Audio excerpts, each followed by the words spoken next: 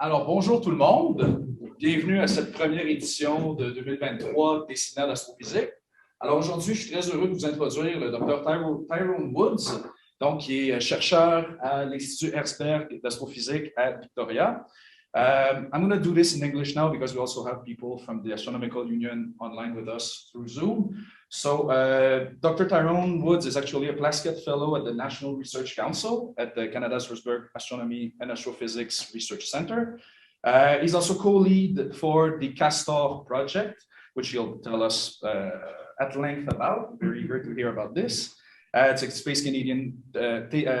Canadian Space Telescope project. He completed his PhD at the Max Planck Institute in Germany. He's held research fellowships also in the UK and in Australia. And well, I've had the chance of listening to his talk in Ireland last spring, and it was great. So very eager to hear him presenting today with us. So, Dr. Woods, thank you very much. And thank you very much to you and to both for the invite. It's always a pleasure to be here in Montreal. I grew up here until I was about 12. Yeah. So today I'm going to talk about. Can you hear me? Yeah, I can hear you very well. There we go. Yeah. So people through Zoom already have this, but it's nice for us to see it too. Come on, technology should work. Yeah, I have to give them a few seconds. This is annoying.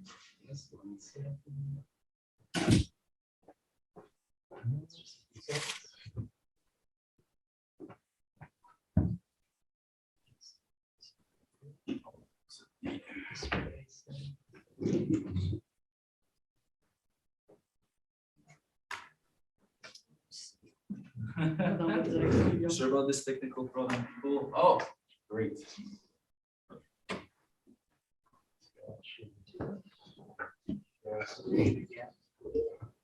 And this you can lower it. Okay. Everybody see that now? All right. Perfect. So I know there's a wide variety of interests that are represented in the audience today, so I'm going to try and give a pretty broad overarching talk.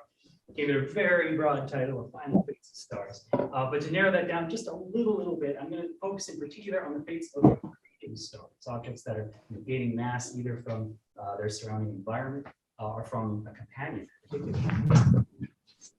That's a huge overarching problem, but it connects to just about high energy astrophysics, which is a statement I know. So I'm going to start off by giving that a little bit of context before diving into sort of three key aspects that I'm working on at the moment that sort of cover the breadth of research at NRC. Starting off in the relatively nearby universe, relatively low stellar masses, I'm going to talk about how we're rewriting the textbooks on the origin of thermonuclear supernovae, type 1As, exploding white dwarf stars. I'm then going to move to the very absolute opposite end of the mass scale into the very early universe, the distant universe, and talk about what we think is now the leading model for the origin of supermassive black holes, in particular, the most massive supermassive black holes in the early universe. Connecting all of these, both of these topics and many things in between, I'm going to talk about the recurring need for some new telescope operating in the ultraviolet and optical, a successor to the Hubble, like JWST, but pitched to shorter wavelengths. In particular, I'm going to talk about my role now as co-lead on the CASTOR mission. So why, just for a bit of broader context, why am I so interested in accreting stars? Well, as most of you in the audience probably know, a great triumph of the last century of stellar astrophysics has been to reach a point where, in our classic old friend here, the Hertzsprung-Russell diagram, if we know the initial mass, rotation rate, magnetic field, and a few other key parameters of a star, as it lands on the main sequence, we can predict the entire subsequent remaining history of that star. Yeah. How long is that? An hour. Someone just tried to call you William Esper. Yeah, that's the guy, our insurance broker. Oh, really? So Yeah. I'll call him back? We can, yeah, sure. So Yeah, now's the time. I'll break off this, or I'll just Yeah. reduce Just the tell them volume. the reception. No, they don't know I'm there. They don't care. It's going to completely change the subsequent evolution. I'll just leave it. And that's an essential problem to tackle because half the stars you see in I've got it. It's I'll mute it as they well. live in some binary with some companion, and 70% or so of the massive stars out there, the things that are going to form neutron stars, black holes, these key subjects of interest for high energy astrophysics. 70% of them live in binaries that will not just interact strongly during their lifetime, undergoing common envelope events, shedding their envelopes, massive accretion events, resuscitating stars in the case of accreting white dwarfs, things like that, which we'll get into in a minute. So it's fundamentally important that we understand the evolution of accreting stars and how these stars die. This is also, you can tell that this is an important problem because an enormous amount of effort and enormous expenditure is being devoted to trying to crack exactly these problems. JWST is tackling some of this today, but we're also looking forward to the launch of CASTOR by the end of the decade. I'll be talking a little bit about this. There are X-ray missions like AXIS that are on the boards, as well as, of course, gravitational wave missions and other multi-messenger efforts, things like LISA that will be coming online by the mid-2030s. Okay, so let's kind of dial it back a bit. Let's start with the local universe. Let's start with relatively low masses. So what are we learning today about the origin of type 1a supernovae?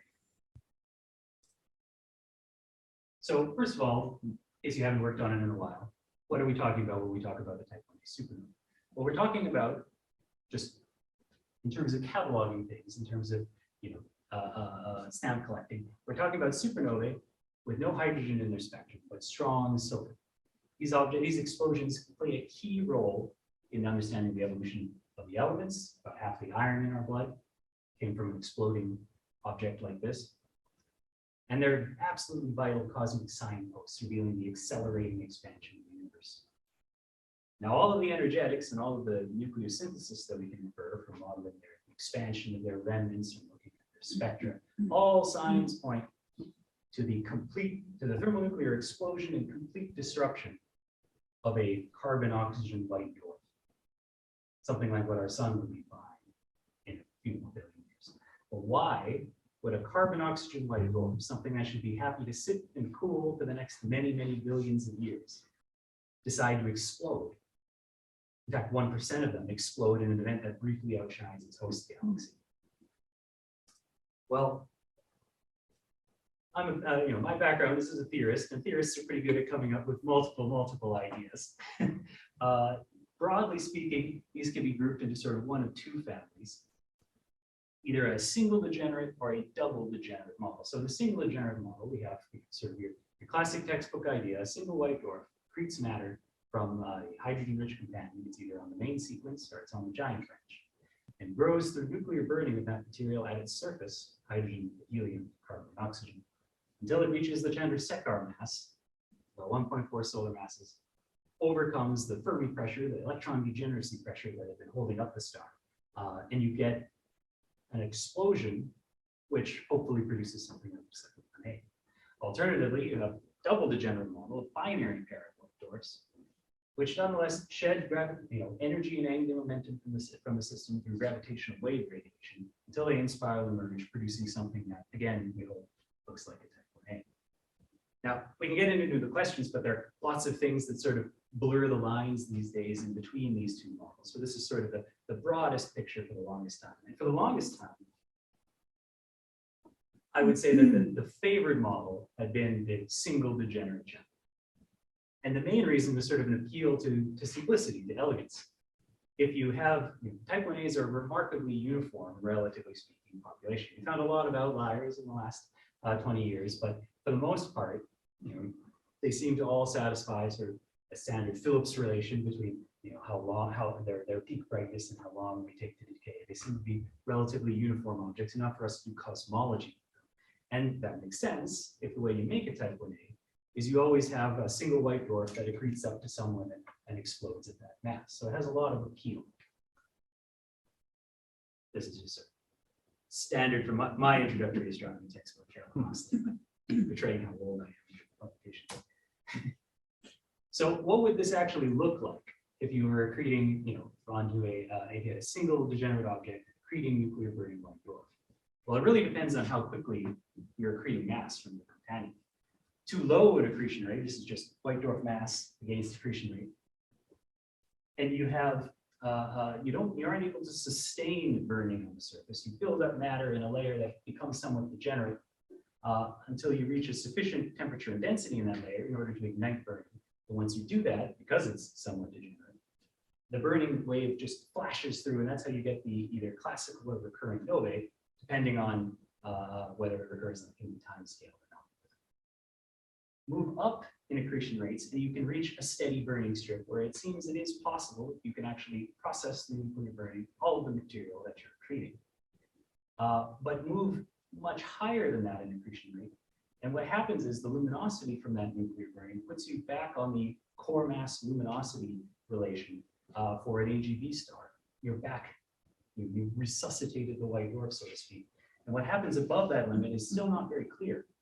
On long time scales, thermal time scales, you might expect it to sort of readjust and become an AGV star again. But on shorter time scales, dynamical time scales, we expect actually, there's a big peak in the opacity due to iron that causes likely a super Eddington wind to be blown, probably blows away most of the matter you're trying to accrete. The punchline here is that for low accretion rates and very high accretion rates, it seems like this is a really, really inefficient way to grow a white dwarf. It's really just this narrow band of accretion rates, which just so happens, it would seem coincidental, but just so happens to be exactly where we expect thermal timescale mass transfers, or standard mass transfer mode for stars, to be in operation. And so this has sort of been your classical regime where we expect most of the growing of a white dwarf towards the Chandrasekhar limit to happen. So what would these things actually look like? Well, roughly speaking, they're going to have temperatures and luminosities on the order of 100,000 up to 1,000,000 Kelvin. Luminosity is about 10 to the 4 times our sun. Soft X-ray sources, and that's how people looked for them for about 20 years or so. But the trouble is that soft X-rays are very, very susceptible to being absorbed by hydrogen. In fact, most of the emission in this temperature range is going to be happening in the extreme ultraviolet. And so we didn't find very many soft X-ray sources, things consistent with an accreting nuclear burning white dwarf. But that was kind of not surprising because, the universe is lousy with hydrogen, and even a very modest column density is going to be able to completely absorb this. So what my group has been doing is to say, okay, let's turn this around, and instead of it being a disadvantage for trying to find accreting nuclear burning white dwarfs, let's look at it as a positive. Let's look at them as the ionizing sources that they must be and the impact that they must have on their environment. In fact, we know that they should have a profound impact on the environment. This is sort of a classic example of a known accreting nuclear burning white dwarf in this mass accretion rate regime, Cal 83. It's in the Large Magellanic Cloud, and it just so happens to live in a very, near an overdensity of the ISM. It can't have originated from the binary itself. It's ionized about hundreds of solar masses. But strongly ionized region, strong lines of O3, 5007 angstrom, also helium-2 emission. It's a high temperature ionized nebula, really remarkable object. But we don't see a lot of things like this. And that also kind of makes sense because we don't expect most white dwarfs to be living near particularly high densities of ISM, unless they're still post-AGV objects or something like that. So we have this ambiguity again. Okay, we know they should be strong ionizing sources, but we might not actually see a nebula unless we don't know whether we should see a nebula or not, unless we have some other probe of the surrounding ambient density of the ISM. Well, it turns out an expanding supernova remnant is a really great probe of the surrounding ambient interstellar medium. And so this is an example of optical emission from Tycho's supernova remnant. We certainly know the age of Tycho's supernova. It exploded almost 550 years ago to the day, and we celebrated in November.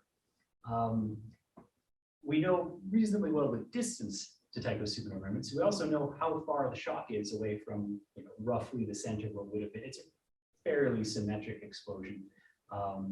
May not look it in the optical, but in the X-rays, definitely. And so, we know that it's about 3 parsecs in radius. And from modeling the emission at the shock front, we know that that gas, the hydrogen gas, at 3 parsecs distance is about 1 particle per cubic centimeter. There's some subtleties to that, but on average, and it's about 80% neutral. Well, 80% neutral gas at a tiny, relatively tiny distance, 3 parsecs. We expect these. Cal 83 is 10 parsecs in radius. Around it. Puts in a remarkably strong constraint on how hot and how luminous the object could have been. And that's because after the source turns off, say because it exploded as Tycho supernova, any ionized gas isn't going to immediately recombine. It takes a recombination timescale, which for 1 particle per cubic centimeter is of order 100,000 years. And it's only been 450 years. So if there was a hot and luminous source there, an accreting nuclear burning white dwarf, it should have ionized its surrounding medium. There wasn't, and so we can turn that around and make a very strong constraint, sort of on the right-hand figure here, and showing sort of comparing in a Herzberg diagram both theoretical and observed instances of what we would expect an accreting nuclear burning white dwarf to look like versus what would actually fit within our constraint. And by 1 to 2 orders of magnitude, we completely exclude anything that looks like your classic textbook accreting nuclear burning white dwarf. We've done this for a number of other objects as well, about half a dozen other supernova remnants in our galaxy and in the Magellanic Clouds.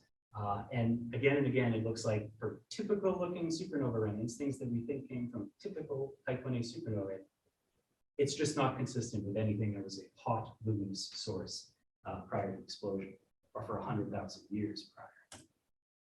We've also been doing this, I'll quickly mention on a population scale. This is a PhD student of mine, Han Chen, who's now staff at Yunnan Observatory, was able to produce the first synthetic models for the integrated emission, the integrated ionizing emission from the expected galactic population of accreting nuclear burning white dwarfs, and modeling what that contribution would be to the sort of diffuse ionized gas, the ionization of that gas in nearby galaxies.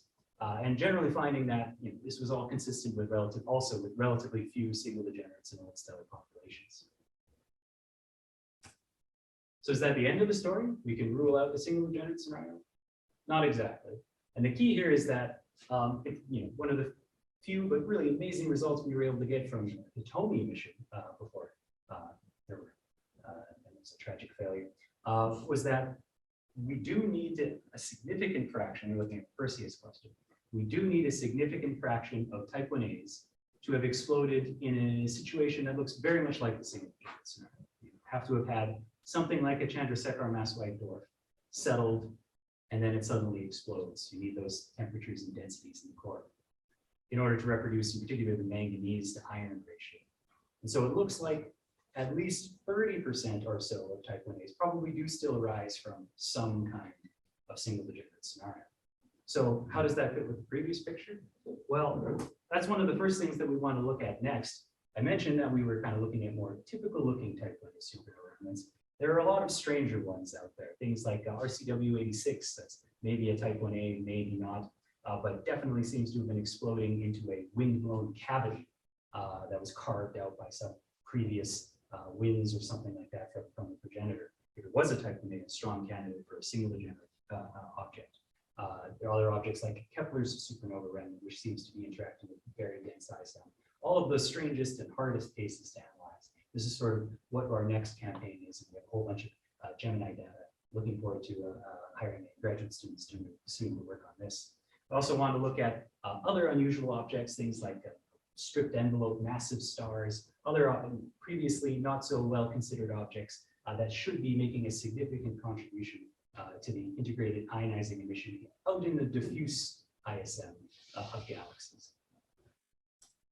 Looking further ahead, something that would be a really powerful all-purpose tool for understanding the evolution of accreting binaries, looking for the most massive white dwarfs, and so much more. I mean, detailed studies of supernova remnants would be a comprehensive UV study of the Magellanic Clouds with a mission like CASTOR.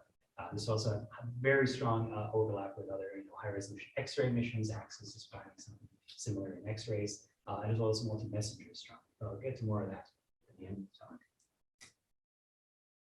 Any questions on the type 1As before I move to the higher redshift universe? Yeah, I have Yeah. one. Sure. So I'm very curious about the difference in terms of predictions for the double generate model. And Yeah, single. I mean, double generate would seem to be much cleaner. exactly. So and that would leave less dispersion and so. Yeah. So, yeah, so, and also it doesn't do a lot to interact with its surrounding environment Yeah. prior to explosion, which has been really annoying. What if you're trying to actually test for it or look for it? But what's come along recently is to actually better match a lot of the abundances that are produced in the actual explosion dynamics. There's a number of different lines, but it looks like I mentioned briefly there are some things that seem to be sort of living in between the single and double degenerate scenario. We do expect this D6 model double detonation. I forget the order of the rest of these, where you have a white dwarf that's actually slowly accreting from another white dwarf. We would expect, in some instances, the companion white dwarf to actually survive the explosion, rather than being completely unbound in the merger. That's going to be a hot inflated object that we should be able to find if that's how double degenerates arise, for possibly hundreds of thousands of years post-explosion. So there are a few remnants where we could actually test this. In the purely double degenerate, classic model, they're dim, they're not very hot until suddenly they emerge and explode. The most obvious thing we can do is population arguments. Lisa's going to really help with that, with just a complete census of the merger rate of white dwarf binaries in our vicinity in the Milky Way. And I think that's probably the most promising avenue for really putting that to the test going forward. If there's no other questions, then let's take a tour, if we will, detour, if we will, into the higher redshift universe. I got really. I have a question online, if that is okay. About 6 years ago now. Pandemic, into trying to understand, in particular, the very first supermassive black holes that were formed in the universe. I was intrigued by problems like this. And there's a few other papers like this, in Nature and Science, and it's actually becoming humdrum enough that they're more shape now.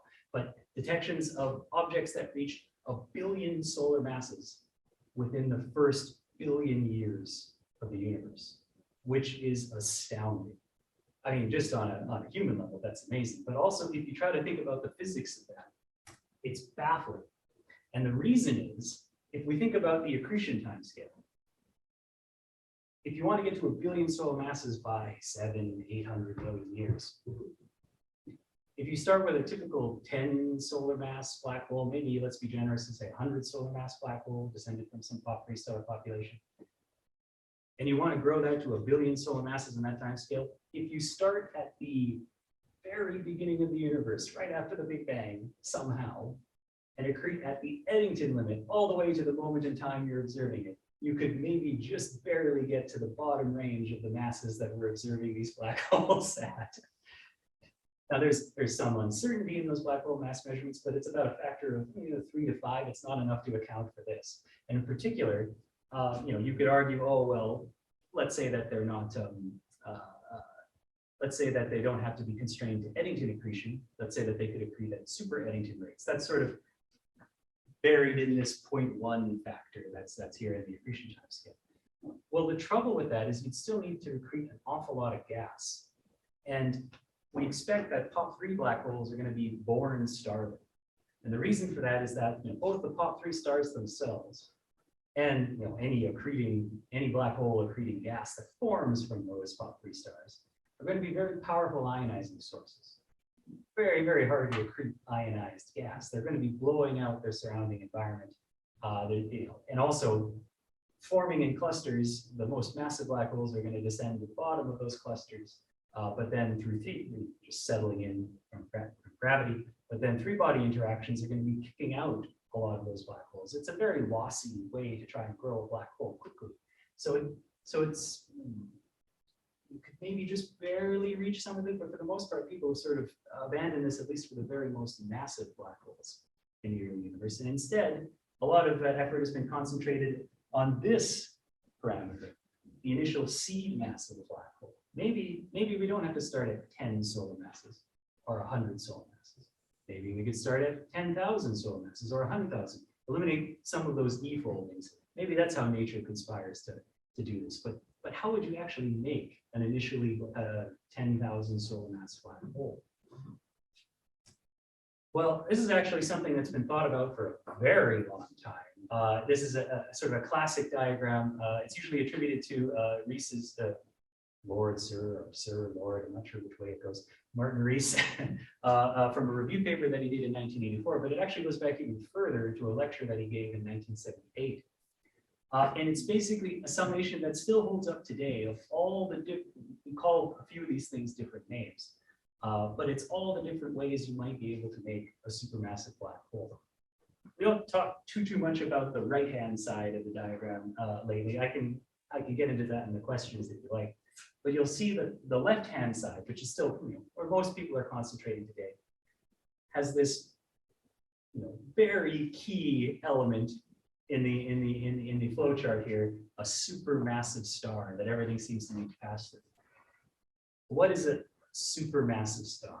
Well, today we call it a direct collapse black hole. But to understand, what that means and why that might not be the best name, and a lot more about it, it helps if we take a little bit of a historical detour. It looks like I'm doing okay, so I'll do that. So historically, the supermassive stars that Rees would have been thinking about, purely theoretical objects. And the idea was, actually it dates back far enough that it was a proposed candidate for what AGN were before we realized they're creating supermassive black holes themselves. But it hung around as a progenitor idea, a model for how you might be able to make the supermassive black holes in the first place. And basically the exercise that they originated from was trying to imagine what would be the absolute fundamental upper limit that you could make a supermassive star, assuming you were suppressing winds, assuming there wasn't big pulsational instabilities. What would be the biggest, the absolute most massive star you could possibly make? And what they found was something in the neighborhood of 10 to the 4 to 10 to the 6 solar masses. And how they came up with this, Chandrasekhar was the first to rigorously derive this and publish a paper on it. If we think about moving towards more and more massive stars, what happens is, of course, you're moving towards becoming more and more, the pressure support in that star is becoming more and more radiation dominated. Gas pressure becomes just a teeny tiny perturbation. And so you move asymptotically ever closer to an adiabatic index of about a logarithmic pressure gradient with respect to density of about 4/3 plus some little perturbation that depends on the total mass of the star from the gas pressure. For the massive stars, people in the audience, of course, you know that an adiabatic index of 4/3 is terrifying because you are trembling on the verge of instability, as Fowler said. Just a small perturbation is going to send you into collapse or into an explosion. And of course, you can rattle off all the sort of obvious things we want to think about, rotation, magnetic fields. What I think is fascinating about this historical detour is that these objects would be so marginal against collapse that even though it's you would think a completely classical, completely Newtonian object, you have to account for general relativity, which introduces a small correction, which depends on the mass, grows the mass in terms of how much, what pressure support you need, the adiabatic gradient that you need above 4/3 in order to hold the star against collapse. Now, as you move to more and more massive stars, how far you are in terms of your actual gradient above 4/3 goes down as you lose more and more of that little perturbation that depends on the fraction of the pressure support coming from the gas. And where those meet depends on exactly what you assume about the structure of the star, but it's in the neighborhood of 100,000 to 1 million solar masses. That's where this theoretical concept of the very most massive, supermassive star you could ever make would come from. So what are people talking about today when they talk about supermassive stars or when they talk about direct collapse black holes? Well, it's not exactly that, because Chandrasekhar and others weren't concerned, couldn't be concerned, didn't have really the numerical tools to do so, to understand how you could ever actually come even close to making such an object and what that would actually look like.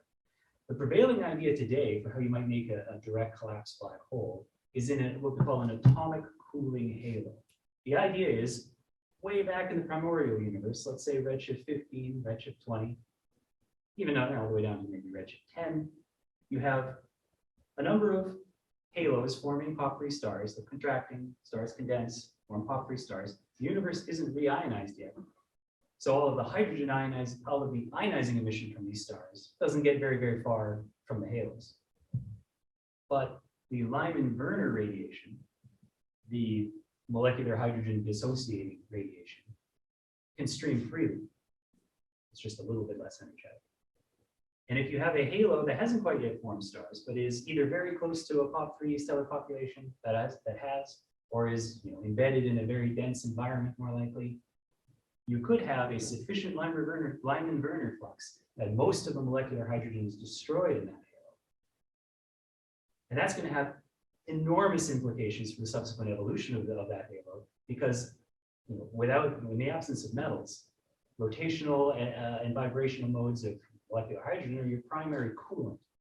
And so as the cloud contracts, it's going to heat up and up until it reaches temperatures of order 8,000 Kelvin, when it can finally trigger atomic line transitions of hydrogen. And at that point, you lock in the temperature. But now the gene's mass is up to 10,000 solar masses. The typical infall rates are of order 0.1 solar masses per year. Now, what does that look like in terms of the evolution of any object that's undergoing these enormous accretion rates? Well, the key thing here is you can't just assume polytropes, of course, because these objects, much like any of us on the job market, don't know how to relax. You're accreting always much more rapidly than the Kelvin-Helmholtz time scale for that object. So what's going to happen is you're going to have a convective core and a rapidly inflating outer envelope. Just a really bizarre object, and not something that you can sort of model trivially. You need to use a detailed stellar evolution code.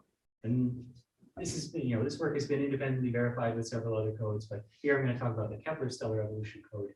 It's an implicit light ranging hydrodynamics code, which means it does stellar evolution, but it can drop down to following crudely following hydrodynamics in the event that instabilities arise. In particular, modeling the energy transport of the outer accreted layers in detail, and including those all-important post-Newtonian corrections. So what we did is we were the first to really lay out, as a function of the most important initial condition, the infall rate, what do we expect these the masses of these objects as they're accreting? What do we expect them to reach before they encounter that post-Newtonian instability and collapse? And it is roughly in the neighborhood of masses that you need if you're going to create some kind of all-at-once direct collapse black hole. But the key thing that we found, I'm sorry that the shading isn't quite showing up very well here, but it's that the name direct collapse black hole that is sort of taken hold is really a misnomer. If you want to build up objects like this, they don't collapse instantly. They seem to live for of order 10 to 100,000 years, or even at not that much lower accretion rates. They actually make it past the hydrogen burning main sequence at very low extent.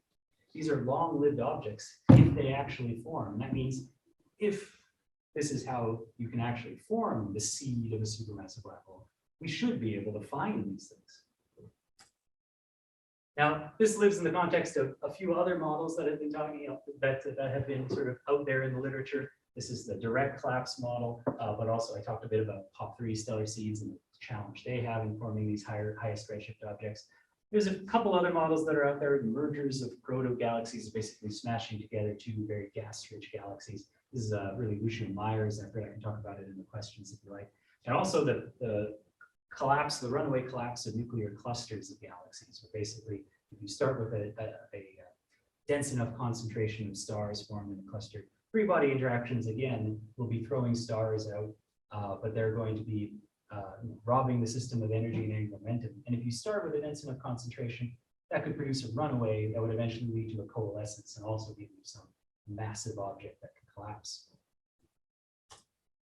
What that would look like depends on what the accretion rate looks like over time. If you have something that's steadily accreting stars rapidly over time, it's going to look a lot like the rapidly accreting atomic cooling halo stars that I showed you before. If it really rapidly coalesces and then is allowed to thermally relax, it's going to look a lot like that polytropic model that Chandrasekhar was talking about. In which case, again, we find that it's, the punchline here is mass versus lifetime. It's very, very hard. We think you can only get through this mechanism because it's, again, very lossy, into sort of the 100,000 solar mass range, maybe. it's very hard to build something up that isn't going to live for a very long time. And so again, there doesn't seem to be a truly direct collapse. So what we did next is we sort of gathered together a number of people working in the subfield and tried to put together, okay, what are the knowns, what are the unknowns, what are the unknown unknowns that we think might be out there? Let's try to speculate on that. And let's try to think, if this is really how we think you could make a supermassive black hole, what can we do in terms of observational signatures in order to actually put this model to the test? And a key thing that's really been important for driving this is doing the detailed 3D radiation hydrodynamic simulations of what these primordial halos look like. And what we found is that it's very, very hard to produce a single monolithic object. You tend to produce low end, 2 or 3 objects at the very least. And under more realistic conditions, you produce, maybe 100 very massive stars, things that are of order 5,000, 6,000 solar masses up to. And that has a number of observational implications. For one thing, these things are going to collapse to form black holes, and some of them are going to be merging. And they're going to be merging out at redshifts 15 with masses that they shouldn't be reaching yet if the growth of supermassive black holes is just purely driven by the hierarchical merger of galaxies. This is a definite slam dunk observational distinction that we should be able to carry out, a test that we should be able to carry out once LISA flies in 2035. But if you don't want to wait that long, there's things that we can try to do now. In particular, I talked about how we have this small host of very massive stars. Some of them are going to be very rapidly accreting. Their envelopes are going to swell up. They're going to move to the red. Others are going to still be more thermally relaxed, looking more like typical top 3 stars in the blue. This is going to have a unique color signature that we will be able to identify in JWST. But we have to be a little bit lucky because, of course, we don't expect these to be very common objects. But we think, we'll do some initial pilot studies. I talked with Chris Willett about sort of trying to piggyback off of the Canucks. It's a major survey of lensed environments. And if we get lucky, if the most common, the most optimistic models for the formation rates of these objects end up bearing fruit, then we would actually be able to find supermassive stars in the next few years if they're there. More likely, we'll need to wait for Euclid and for Roman to find overdensities in the early universe that we can then do detailed targeted follow-up with JWST in order to look for these and other signatures. In the meantime, we can also do things like hunting for the leftovers of these objects, intermediate mass black holes in the local universe. This is a JWST Go program on the part of Matt Taylor at the University of Calgary's PI. More generally, we really could use, a lot more work needs to be done, frankly, in trying to model what we expect the population distribution of black holes coming from stars, including the very massive, maybe supermassive stars that are out there, what the distribution of black hole masses is going to look like, in the early universe and as a function of time. What, in particular, what are the intermediate mass black holes that we would expect to be left behind today? We also really need to, further constrain the growth of black holes by improving our measurements of the masses of supermassive black holes in the relatively nearby universe, maybe up to redshift 1. And this is something that CASTOR is going to be a powerful tool for, providing reverberation mapping of probably in the neighborhood of 1,000 solar masses, really refined black hole mass estimates that will allow us to sort of calibrate other measures reaching further and further back in time. So again, we need a powerful UV telescope. So with about 15 minutes left? Yeah. Yep. Okay. That kind of transitions into the last topic that I'm going to talk about, tying it all together, the need for a next generation telescope that can pick up the torch in the optical and in the ultraviolet. JWST is, of course, the great successor to the Hubble and the infrared, I don't need to tell this audience, but we need something in the UV and optical. So this is something that CASTOR that has been sort of in development in one way or another for, I think, at least back to 2011, 2010 or so. Sort of originally the idea was maybe we could have a UV instrument on Euclid. That didn't work out. But then the idea started to grow. Well, maybe Canada could lead an ultraviolet instrument. Today, actually, going back about 2 years now, to Canada's Long Range Plan 2020. This is now Canada's #1 priority in space astronomy for the next decade. With a plan launch in 2029, Canada will lead humanity's foremost eye on the ultraviolet sky, which I think is pretty exciting. So, quick, sort of back of the baseball card facts. What are we going to be able to do with CASTOR? Well, I'll run through these really, really quickly, and then I'll give some sort of illustrative visual examples that can kind of flesh this out. So we're talking about a telescope with a 0.25 square degree field of view, but with Hubble-like resolution. It's 100 times Hubble's field of view, but with the same close to Hubble resolution, about 0.15 arc seconds. It's going to offer simultaneous observing in the UV, and the U, and the G bands, and in 600 seconds, it'll reach an AV magnitude of 27. It's also going to have an ultra high precision photometer if you're interested in hunting for planets and understanding more about their atmospheres. It's going to have a prism spectroscopy in the UV and U, as well as a higher resolution R2000 UV MOS instrument that's going to be operating in parallel field. We're looking at a minimum mission lifetime of about 5 years, but really anything less would be considered mission failure. We're expecting something more in the neighborhood of 10 years. And again, planned for launch in 2020. So what is this going to do for astronomy? Well, here's an example of our dear friend and nearest massive galaxy, Andromeda. Here's the footprint of an enormous campaign Hubble survey, a panchromatic Andromeda survey. All of the little squares you see are all of the tiled pointings from Hubble, putting together an enormous expenditure of hours just to cover a third of Andromeda. CASTOR is going to be able to do the whole of Andromeda to roughly the same resolution and depth in 6 pointings, and in not very much time at all.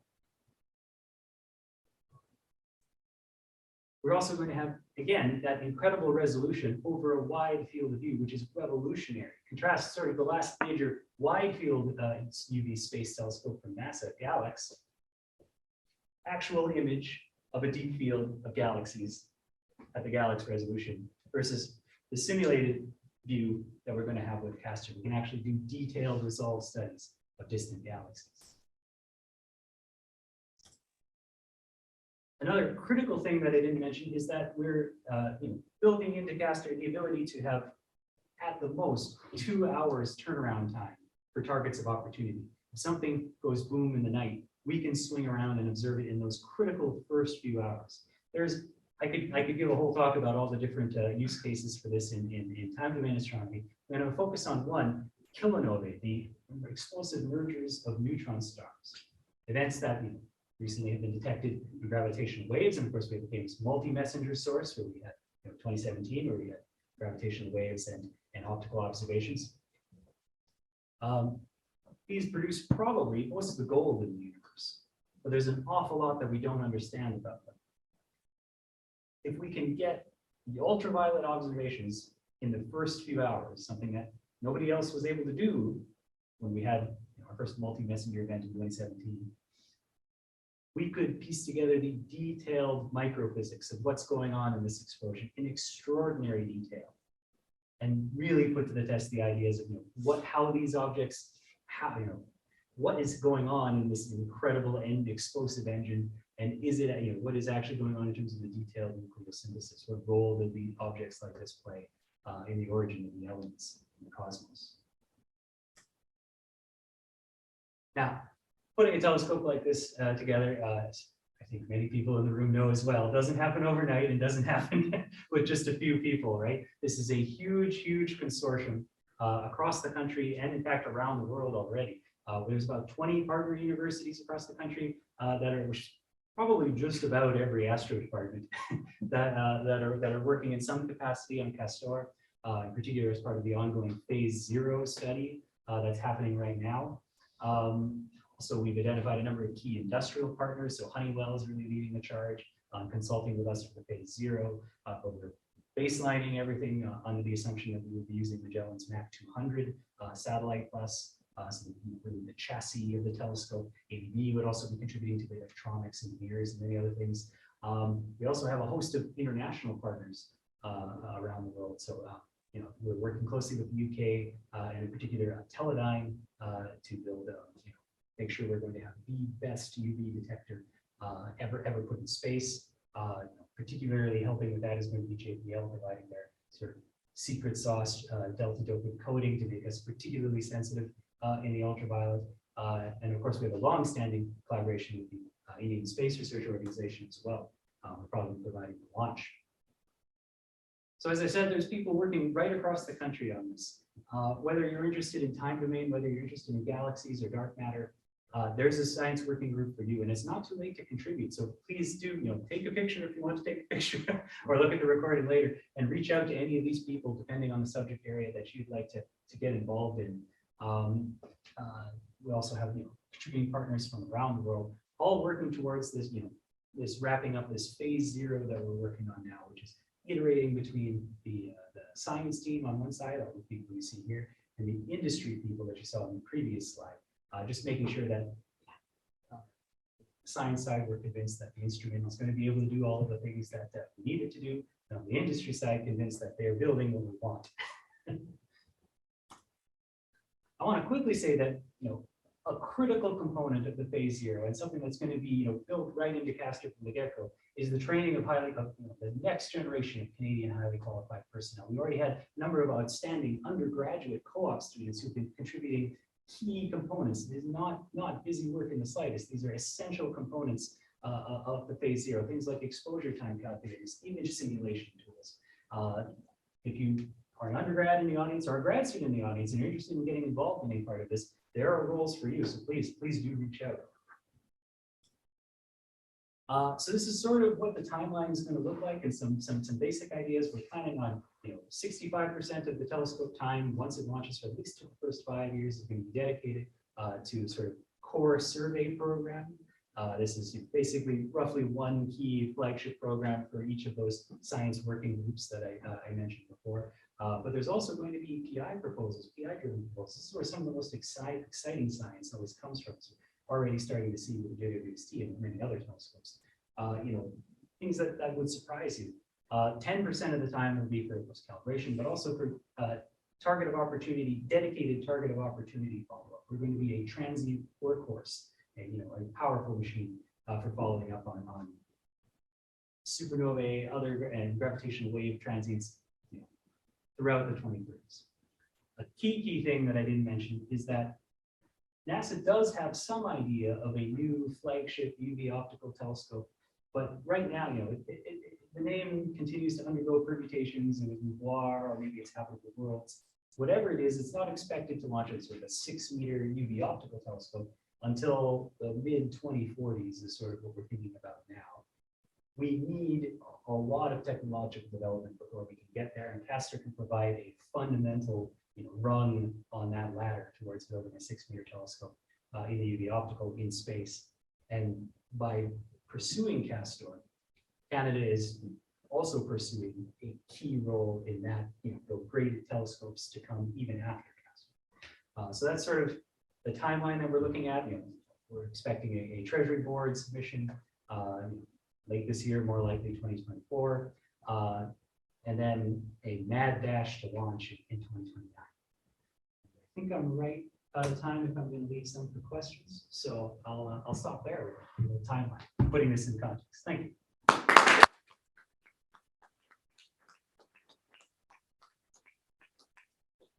you very much, Dr. Wood. Does anybody have questions on any of the subject that was? There you go. Can you talk a little bit more about that search for leftover black holes? What mass is it? Is it like intermediate? Yeah. Massive. Yeah. So like stellar type?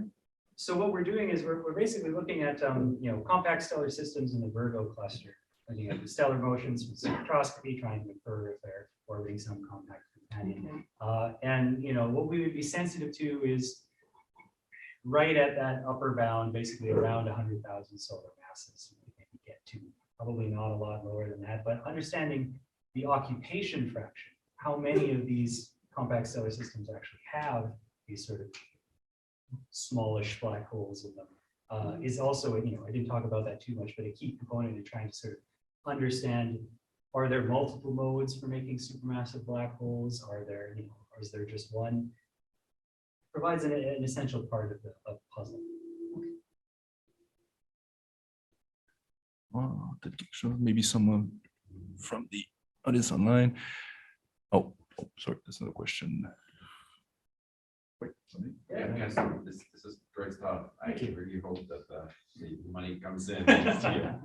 So what's the what fraction of the time would be dedicated to survey? I mean, this machine ready to complement Roman, actually. So that's right. So I ran by this really fast. So about 65% is going to be dedicated to basically one major program from each of these.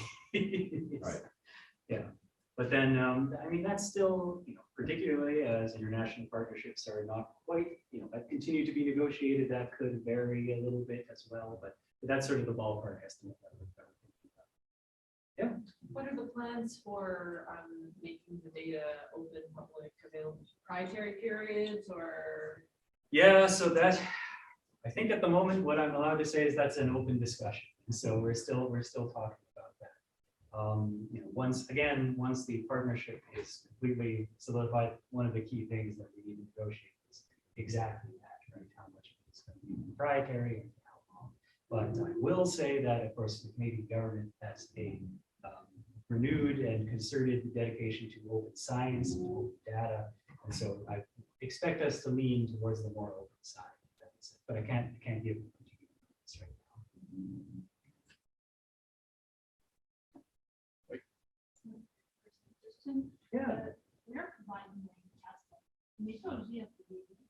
Yeah. Yeah. So it's supposed to be so it's the Cosmological Advanced Survey Telescope for Optical and UV Research. I don't know why, well, we dropped the U, so that would be CASTOR.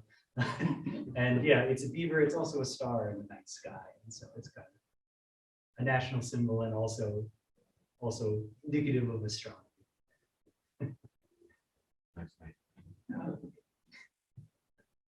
Right.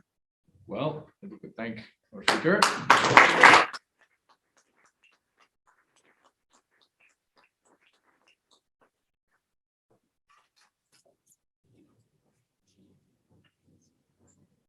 Wait.